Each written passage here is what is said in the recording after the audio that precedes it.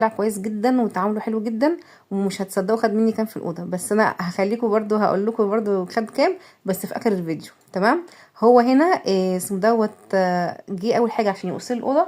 انا عندي الدولاب 2 متر 50، فهو قاس حته 50 سنتي وقلنا هنشيلها. تمام. هو الحته اللي هي يعني انا الدولاب عندي 4 ضرف، هو شال ضرفه كامله منها على جنب، وهيركب الكتف اللي كان محطوط من بره خالص مكان الضرفه الجديده ديت. فهي هيبقى المنظر بالنسبه لكم ان هو اكن مفيش حاجه حصلت. تمام. هو كده دلوقتي بيقص السقف بتاع الدولاب اللي هي اللي اسمها الفرونتون او السقف او اللي هي البورنيطه بتاعت الدولاب. تمام. هو لما قصها، انا عايزه اقول لكم ان هو يعني بصراحه يعني تسلم ايديه.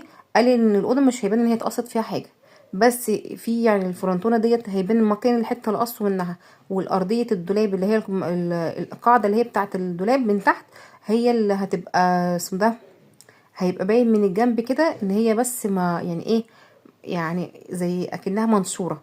تمام. انما الكتف كله بتاع الدولاب هو نقله من بره، حطه في النص يعني حطه في النص مكان الكتف اللي اتشال. بصوا هي الحته دي اللي طلعت بتاعت السقف.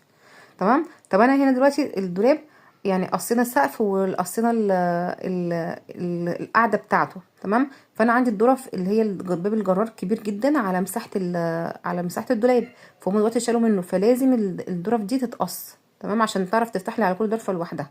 فهو هنا الضرفه الكبيره قلنا هنقسمها نصين. هو هنا في حيله ان هو عمل قال لي هنحط زي تيب كده بتاع اللي هو لزق تيب.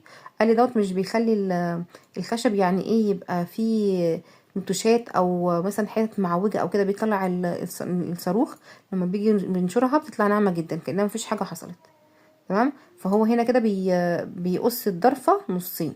فهو كده الدولاب عندي بدل ما بقى 4 ضرف بقى 3 ضرف بس، وعليه 3 ضرف اللي هو باب الجرار اللي هي التلات ابواب بتوعه. تمام كده. طيب بالنسبه للسرير، السرير عندي كان 170 سنتي. 170 سنتي دوت يعني بصراحه كبير جدا، وطوله كان 2 متر 10. فانا كنت بحاول اصغر على قد ما اقدر عشان اعرف احطه في اوضه الاسكان يبقى ملموم ويبقى فيه مساحه في الحركه. فالسرير شلنا من كل جنب فيه 10 سنتي، وشلنا من الطول بتاعه خليناه 195 سنتي على طول المرتبه اللي هي المقاس الستاندر بتاع المراتب يعني. تمام. طيب الراجل دوت خد مني كام بقى، انتوا مش هتصدقوا. الراجل دوت اول حاجه يعني احنا سبحان الله يعني اتعرفنا عليه كده بالصدفه، كنا محتاجينه يعني يعمل النجاره عندنا في الشقه، وجه عملها فعلا. وهو بيعمل النجاره بتاعت الشقه قلت له انا كنت عايزه اصور اوضه النوم عندي، فايه رايك تشوفها لي وكده، فوريته الصوره بتاعتها. قال لي لا مش هينفع